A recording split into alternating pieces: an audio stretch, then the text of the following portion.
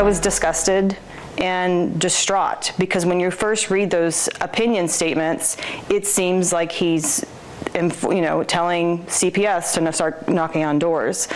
And there's a sense of panic. My other fear is that this is going to fire up the crazies, and they're going to try to find out where she goes to school, find out where we live, threaten us, try to hurt her.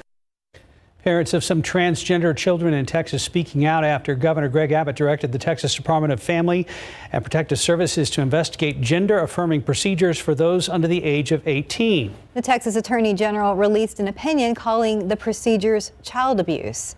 And for a closer look at how the Bexar County District Attorney is responding, we bring in KSAT digital journalist Ferris Sabawi. Good morning. Hey, good morning, guys. How are you? Hi, Ferris. First off, what's Governor Abbott seeking through his recent letter to the Department of Family and Protective Services?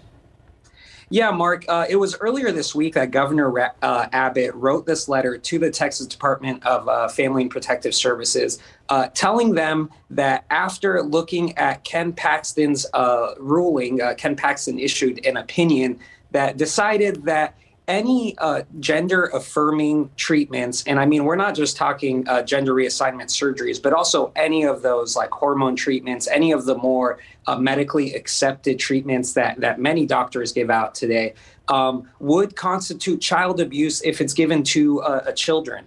And so Abbott used that ruling from Paxton to send to the Texas Department of Family or Public Family Services and let them know that they should be investigating any of these instances as child abuse, which has led to really a lot of consternation among a lot of DAs in Texas and a lot of parents and families here in Texas as well.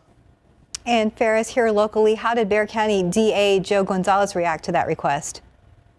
Yeah, Stephanie, Bexar County District Attorney Joe Gonzalez actually joined 4 other Democratic DAs in a letter to Governor Abbott. Now, he joined the district attorneys of Dallas County, Nueces, Fort Bend, and Travis to let the governor know that they are not planning to enforce these things.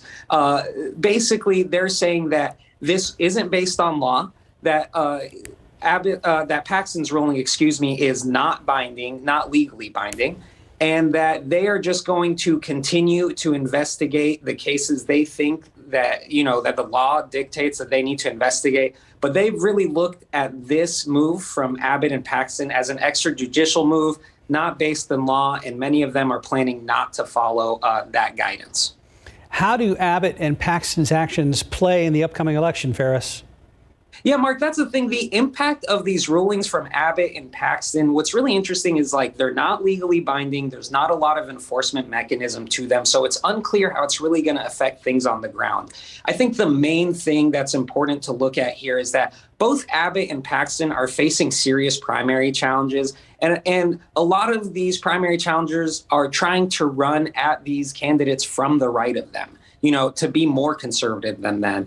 And so really, this ruling looks more as a way to try to shore up that conservative support heading into the primary election, as opposed to making actual policy. Paxton has been trying very, very hard to avoid that runoff and try to gain more than 50% of the vote.